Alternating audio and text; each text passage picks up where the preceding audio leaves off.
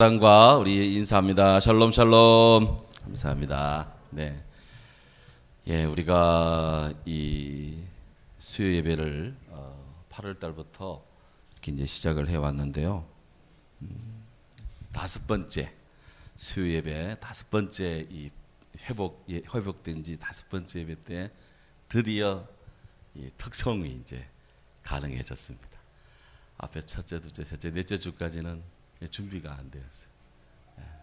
마음은 언이었지만 육신도 언어졌고 또 오셔서도 더 준비가 덜 됐고, 그런데 우리 학생회부터 준비가 되었으니 계속 쭉 잘 준비가 될 줄로 믿습니다.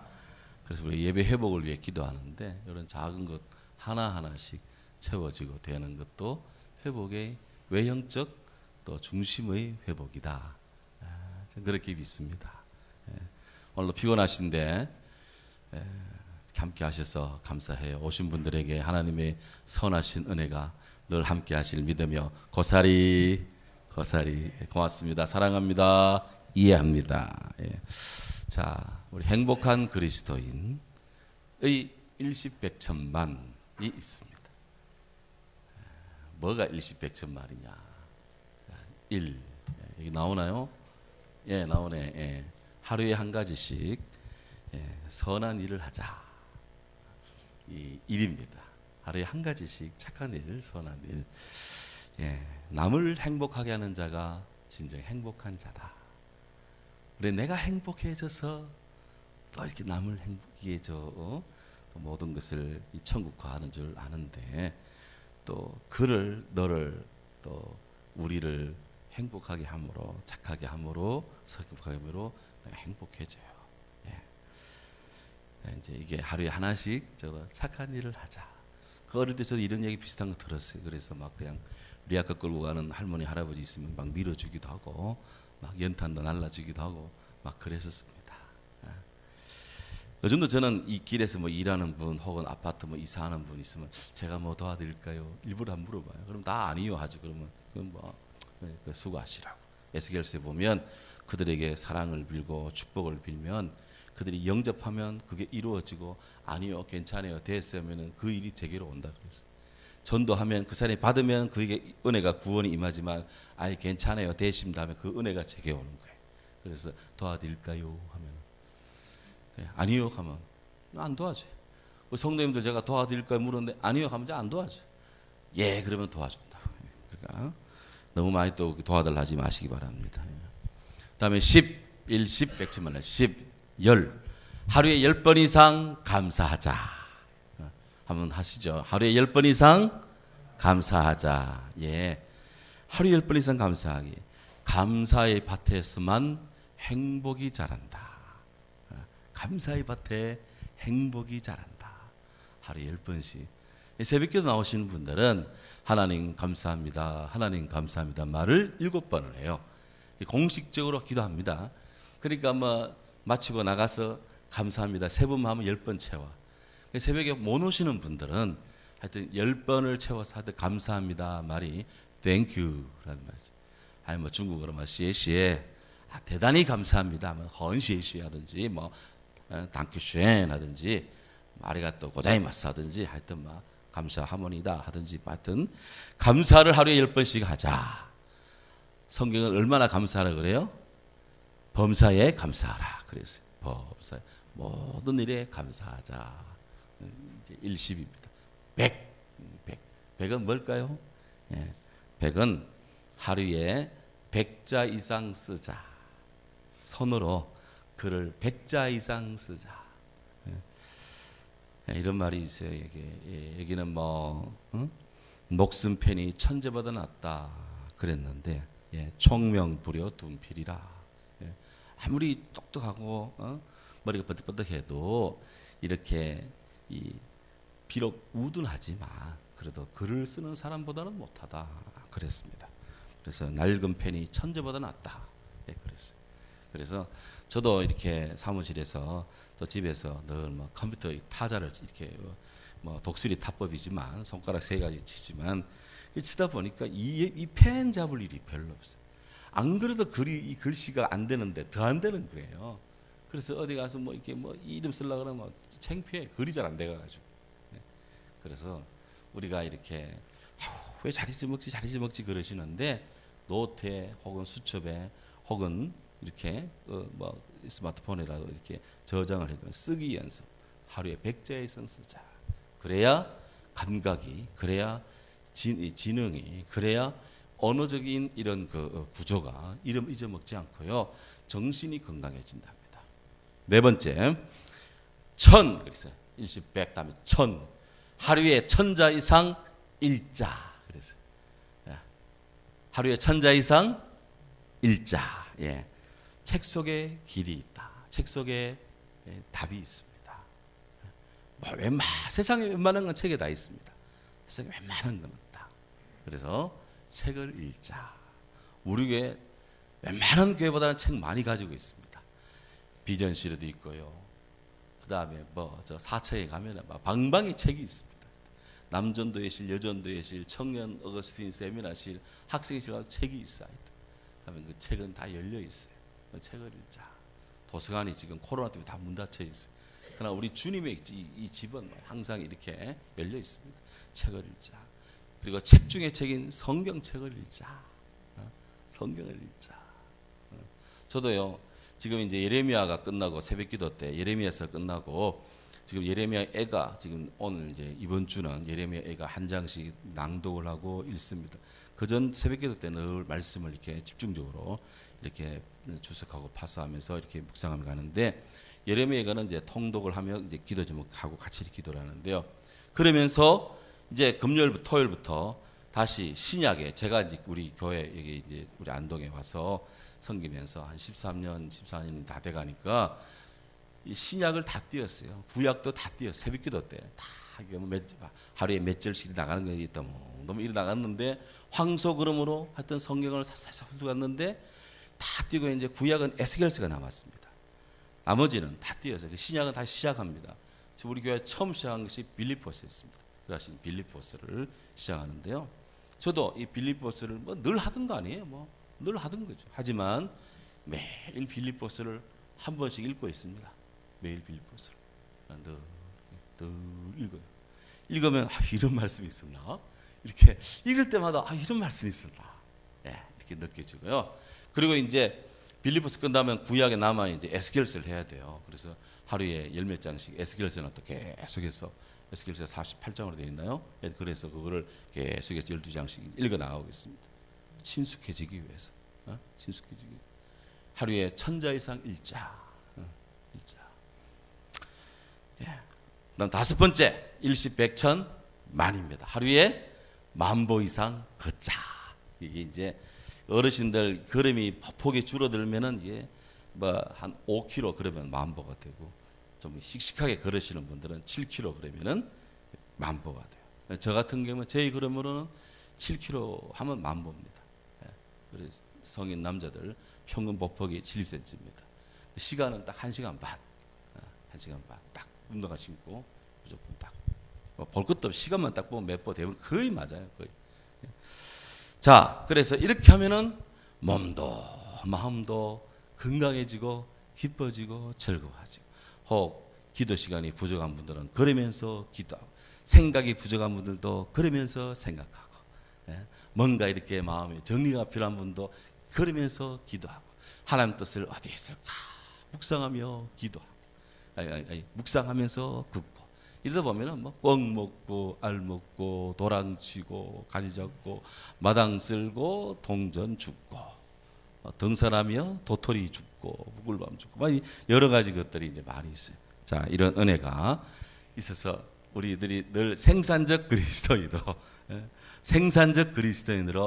이 주님 안에 성령의 은혜 아래 창발적 그리스도인으로 설 수 있는 그런 주의 역사가 있기를 주의 이름으로 축원합니다.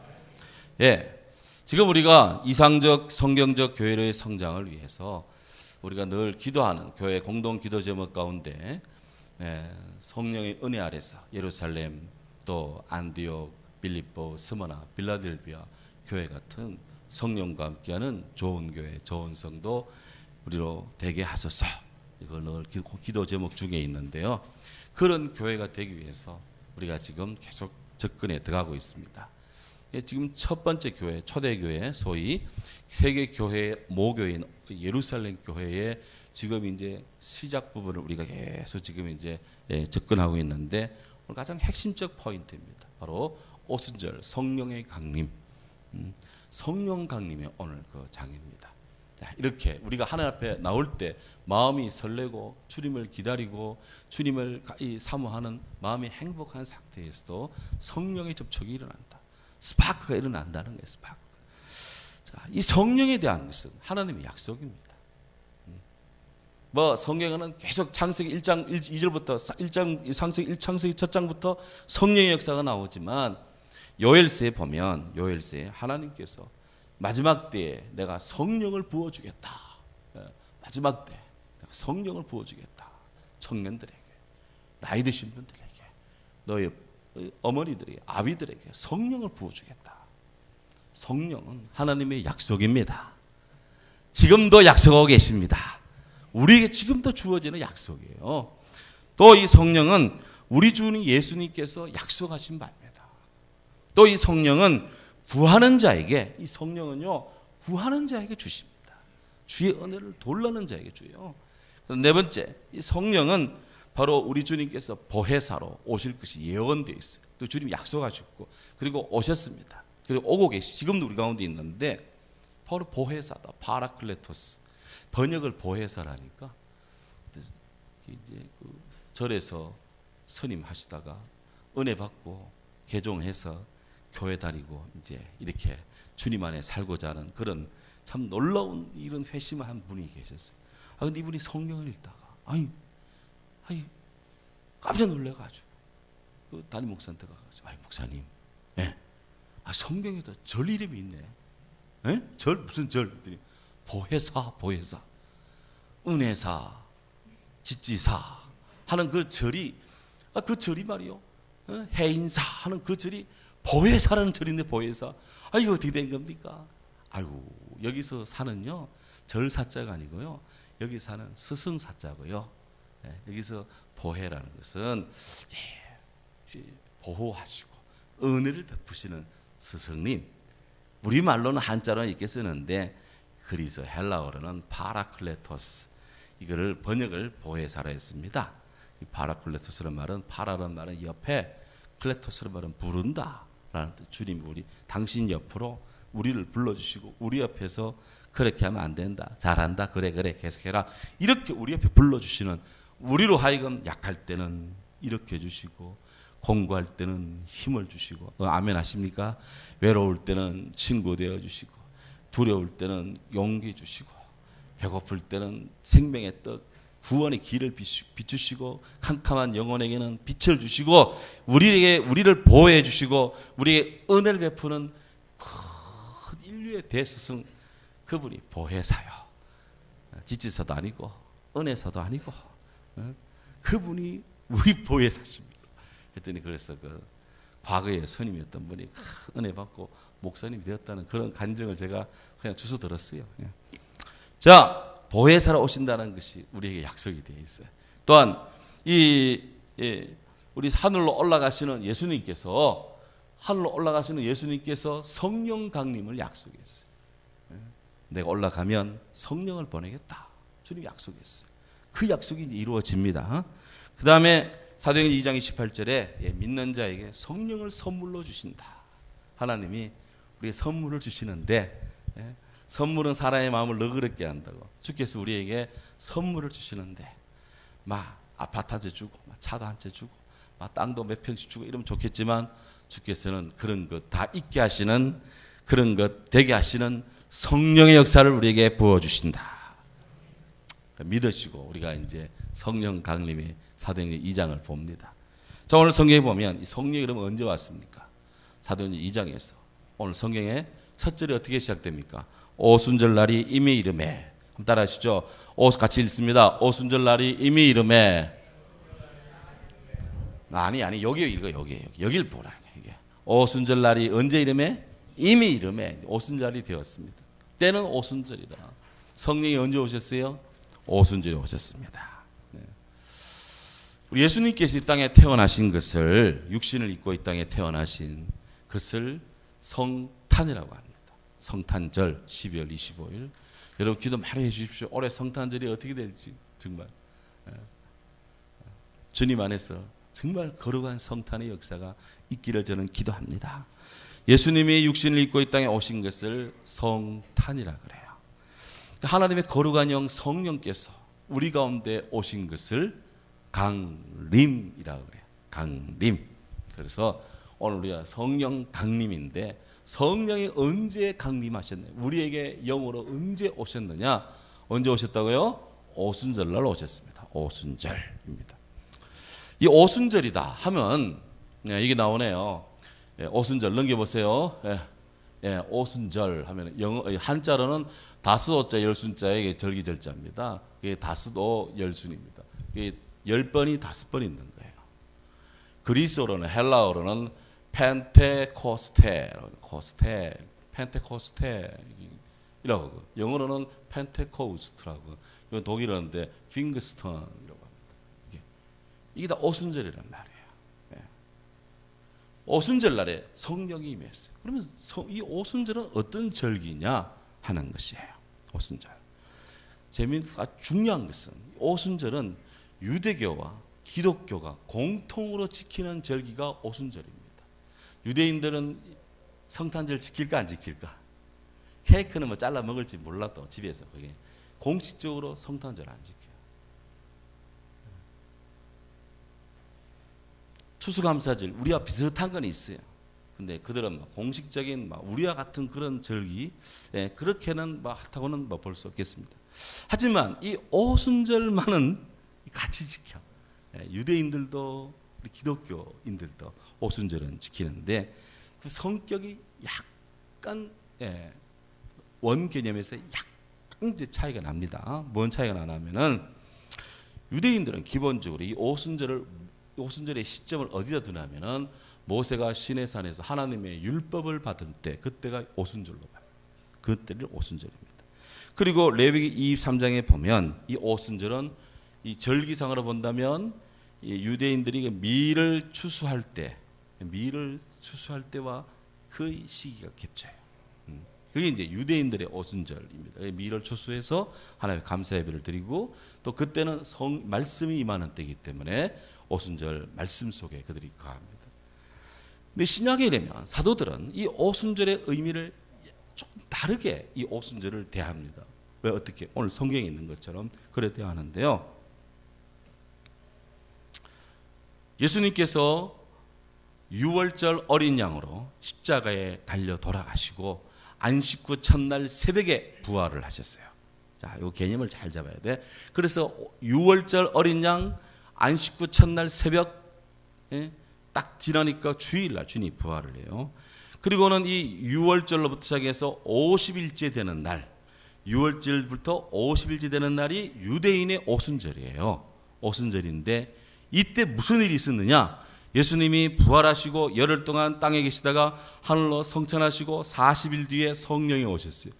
유대인의 오순절, 시내산에서 모세가 말씀을 받은 그 절기에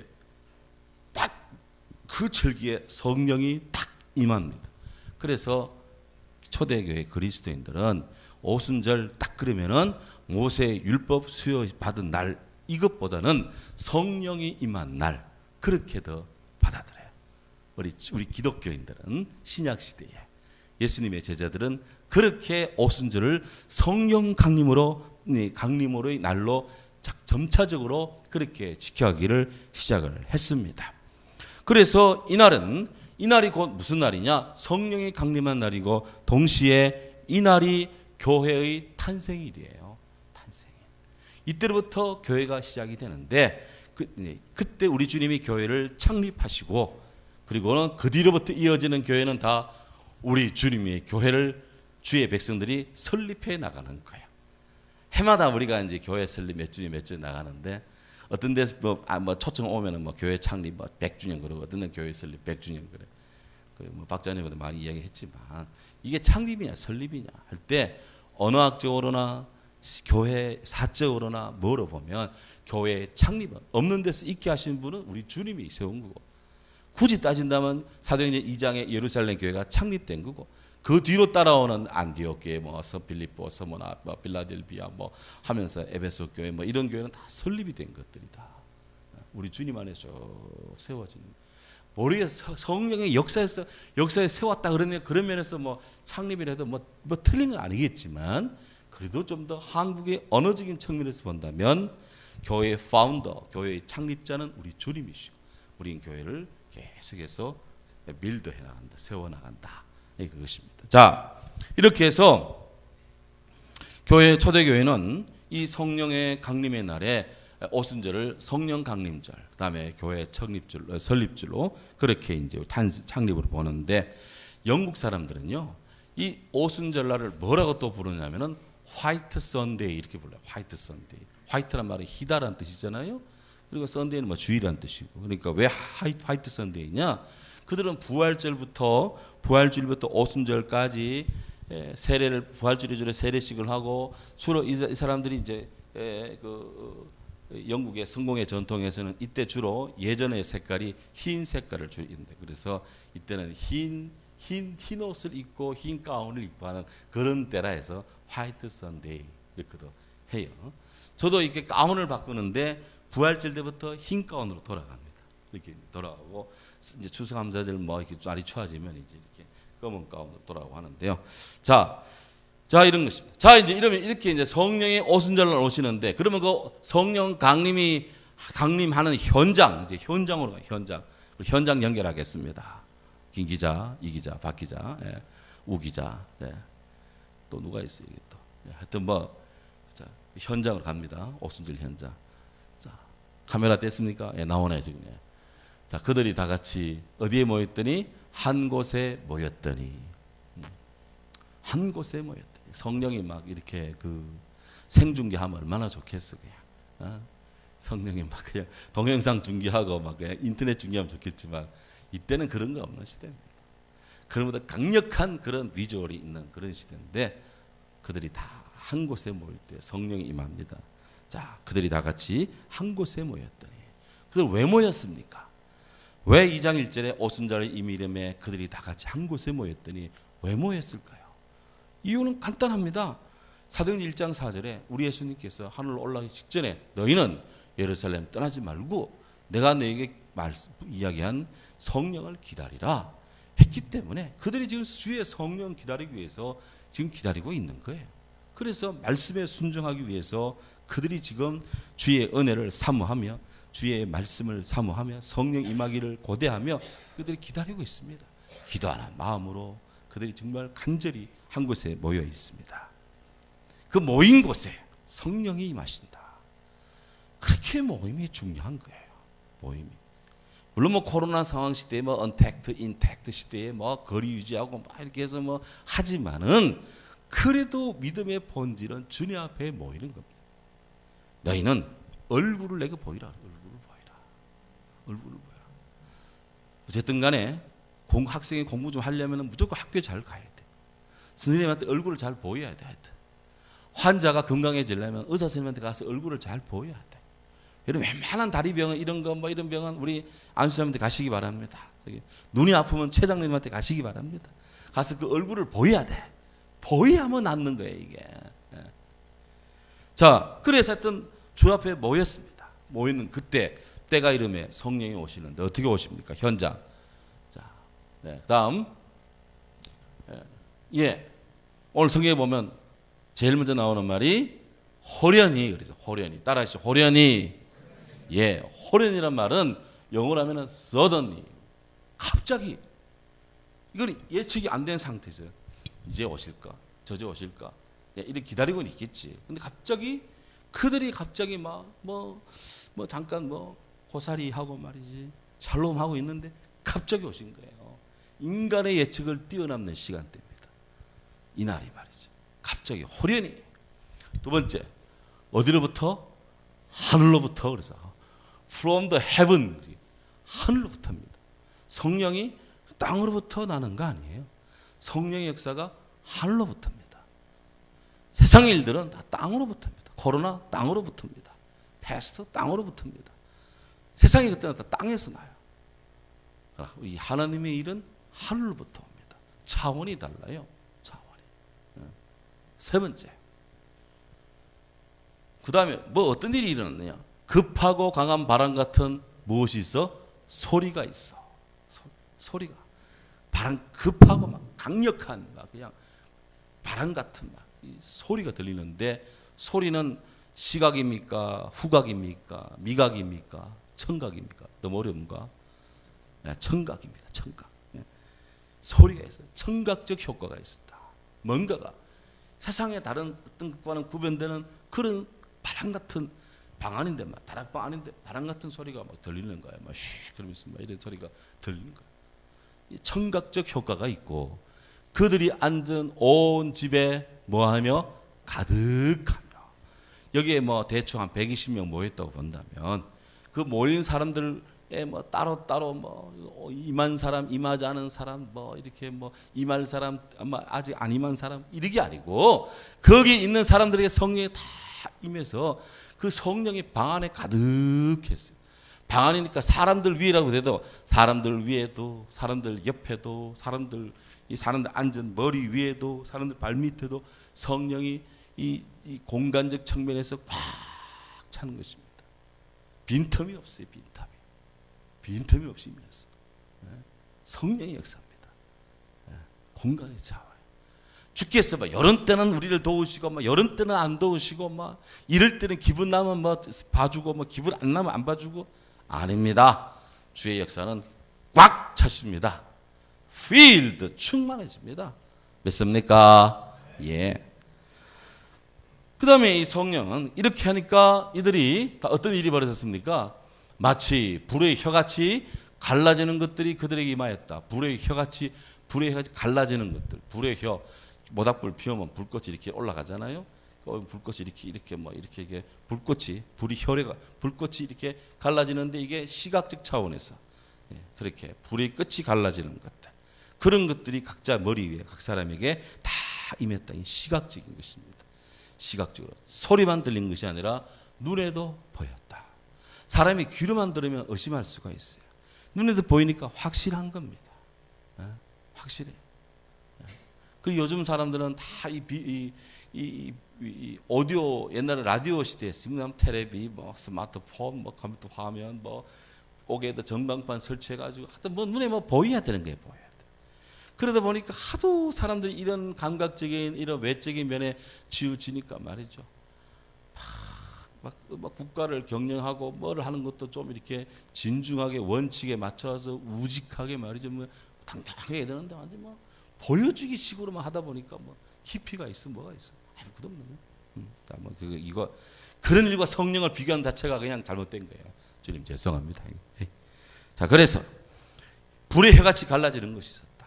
각 사람 위에 차별되는 빛이 각 사람에게 다 임한 거예요.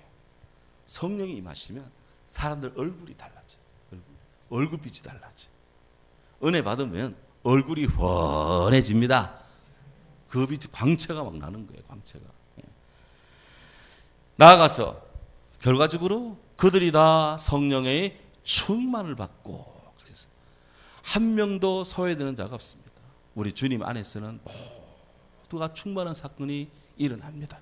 나아가서 또 그들이 성령이 말하게 하심을 따라 다른 언어들로 말하기 시작하니라. 방언으로 말했다는데 다른 언어로 말했다. 그 뒤에 내려가면 쭉 내려가면은 세계 곳곳에서 지중해권에 있던 세계 곳곳의 사람들이 옵니다. 뭐 이집트에서도 오고, 뭐 저 리비아에서도 오고, 로마에서도 오고, 그리스에서도 오고, 뭐 터키에서도 오고, 시리아, 뭐 아라비아, 뭐 바벨론 이런 곳곳에서 말이에요. 이스라엘 순례객들이 왔는데 그 사람들은 기본적으로 유대어, 히브리어를 하고 또 기본적으로 자기들이 사는 동네 말을 하는데 120명의 그 사람들이 성령 안에서 기도를 하는데 가만히 들어보니까 뭐 처음에 이상한 소리라 가서 들어보니 라틴어로도 기도하고 헬라어로도 기도하고 영어로도 기도하고 독일어도 하고 막 이집트어로도 하고 말이죠. 막 그냥 아랍어로도 하고 막 각 나라 말로 다 하는 거예요. 그런 성령의 역사가 일어난 거예요. 이게 예루살렘 사도행전 2장에 나오는 예루살렘 성령 강림할 때의 방언입니다. 근데 교회 안에서 방언이 문제가 될 때가 있었어요. 언제냐면 고린도 방언이에요. 고린도 교회 사도 바울이 복음 전했는데 그분들이 성령을 받았어요. 한참 있다 보니까 들려오는 소리가 사람들이 뭐 기도를 열심히 하는데 방언 기도를 한다고 하는데 도무지 자기도 모르는 기도를 하고 있단 말이에요. 그래서 교회에 덕이 안 돼. 하는 사람은 괜찮은데 못하는 사람은 문제가 생겨. 그래서 바울이 방언으로 기도하되 통역하기를 기도해라. 그렇게 했어요. 오늘날 대부분의 많은 사람들이 저도 방언 기도 합니다만은 그래도 이렇게 이 자국으로 세계 각국의 언어로 기도하는 그런 은혜를 받은 분이 있고 또 고린도 교회 같이 영어로 기도하는 그런 방언을 써 있어요. 정말로 다른 나라 말을 방언을 받은 분들도 있어요. 신학대 다닐 때 저녁 먹고 맨날 그 기도실에 총장님 기도실 옆에 기도했어요. 기도했는데 어떤 분이 말이죠. 막 중국어로 그렇게 기도를 하더라고. 그러니까 중국 영화를 보니까 중국 말인 줄 알잖아요. 그래서 하도 기도해봤지 영어로 중국어로 하길래 제가 나중에 선배님 어떻게 중국어 어떻게 잘하시냐 했더니 나 중국어 방언 받았어 그러더라고. 중국 방언도 있어 했더니 이 성령의 방언이 있잖아. 그래서 자기 중국 방언을 배웠대. 그래가지고 중국어를 조금만 공부하니까 대번에 그냥 중국어를 막 한다는 거예요. 와. 또 좀 있으니까 어떤 분이 와서 영어로 굉장히 기도를 잘하더라고요. 그래, 아유 선배님 어떻게 영어를 이렇게 잘하시더니 나 영어 방언 받았어 그래. 그래요? 영어 방언도 있어 했더니 몰라 영어 방언이 왔어 했더니 그래. 영어 좀 해가지고 영어를 한다는 거예요. 그분은 이제 러시아 선교사가 있고 중국 분은 모르겠는데 어떻게 되는지 하여튼 선배님인데. 그래서 저도 한때 막 하나는 중국 방언 주시고 막 영어 방언도 주시고 이왕이 막 독일어도 주시고 막 좀 돌아가면 다 주시면 좋겠다는데 공부해서 네 해라 그러더라고요.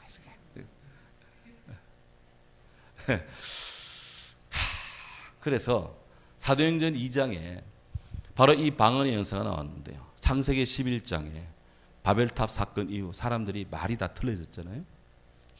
희한한 거는요. 이 외국만 나가면 국경선만 딱 넘어가면 말이 틀립니다. 우리나라도 위로 딱 올라오면 북한하고 우리하고 말이 많이 틀려요. 또 올라가면 이게 제 관통은 안 해봤습니다만은 두만강, 압록강 넘어가면 러시아 말이 들리고 중국어가 들려요. 또 넘어가면 또 몽골어가 또 달라요. 몽골어가 따로 또 있습니다. 터키 쭉 가보면 밑으로 오면 인도 말, 필리핀 언어 다르고요. 태국 언어 다르고 캄보디아 다르고 말이 다 달라요. 나라마다 말이 다 달라요. 신기합니다. 신기해. 유럽 가면 이태리 말 다르고 프랑스 말 다르고 독일 말 다르고 스웨덴 가면 스웨덴 말이 있어요. 노르웨이 말이 자국어가 다 있어요. 영어 있고 그 좁은 유럽 대륙에 말이 다 달라요. 아프리카 가면은 아프리카 똑같은 것 같은데 말이 다 달라요. 희한해요. 그 말을 누가 만들었습니까? 하나님이세요.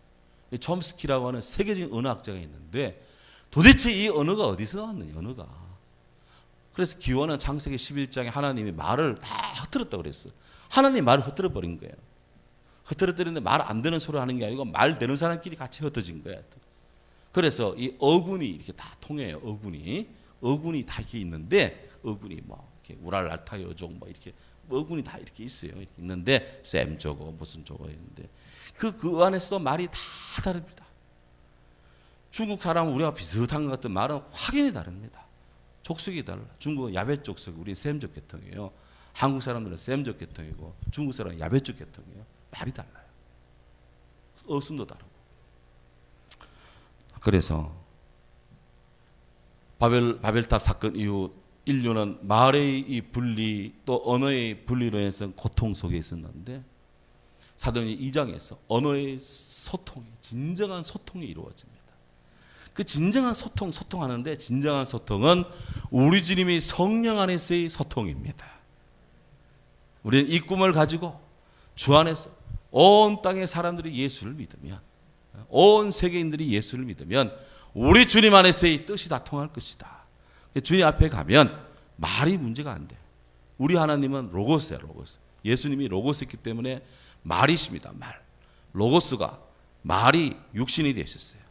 로고스란 말은 우리가 성경에는 말씀이 되어 있는데 로고스란 말에는 뜻이란 뜻도 있고 의미란 뜻도 있고 이성이란 뜻도 있고 사상이란 뜻도 있고요. 도라는 뜻도 되고 말이란 뜻도 돼 말. 우리 주님 안에는 모든 말이 다 있습니다.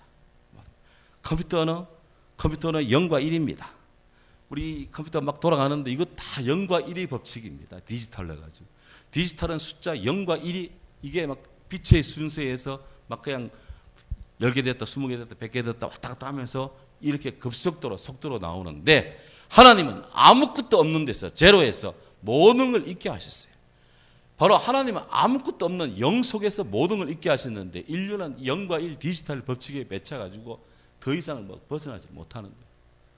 우리 하나님이 인류의 지성이 아무리 뛰어나고 컴퓨터가 아무리 뛰어나고 AI 인공지성 Artificial Intelligence 인류의 인공지능이 아무리 발전해도 우리 하나님의 말에 우리 하나님의 지성에 우리 하나님의 이성에 우리 하나님의 세계 운영 법칙에 당할 자는 없습니다.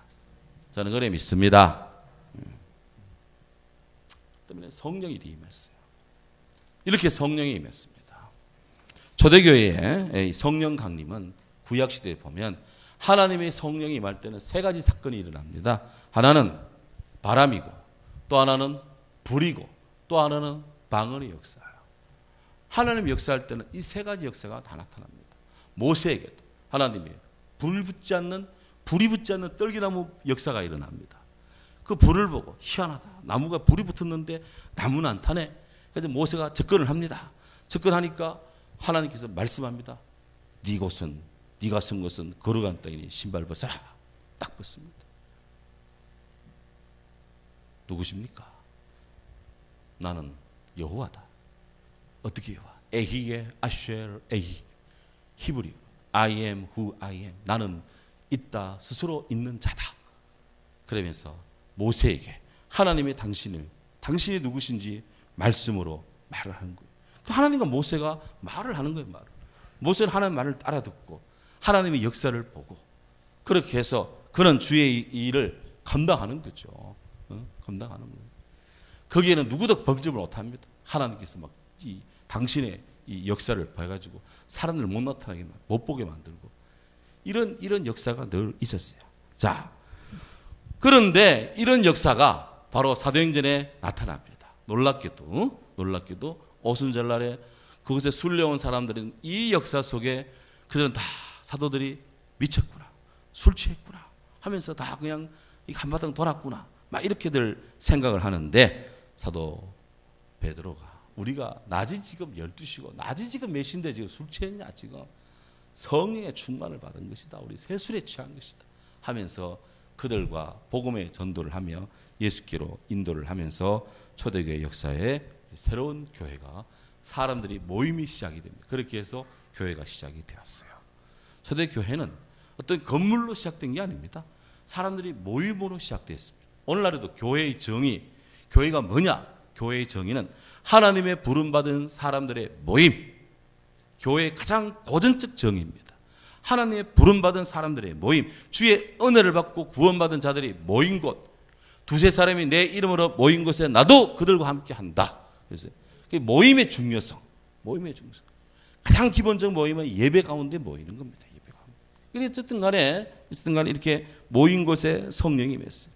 자, 요엘 선지자가 오래전 우리 주님 오시기 전 오래전 꿈꾸었던 그 증거했던 그 예언이 오늘 사도행전 2장에 그리고 그때로부터 지금까지 쭉 믿고 구하는 자에게 이 성령이 역사하는데 자, 같이 한번 읽도록 하겠습니다. 그 후에 내가 내 영을 만민에게 부어주리니 너희 자녀들이 장래의 일을 말할 것이며 너희 늙은이는 꿈을 꾸며 너희 젊은이는 이상을 볼 것이며 그때 내가 또 내 영을 남종 여종에게 부어줄 것이며 내가 이적을 하늘과 땅에 베풀리니 곧 피와 불과 연기 기둥이라. 아멘.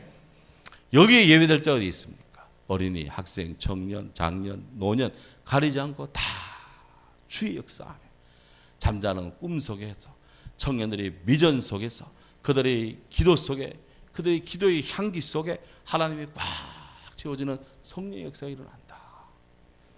니고데모가 예수님께 왔어요. 국회의원인데 유대 공회의원 밤에 왔어요.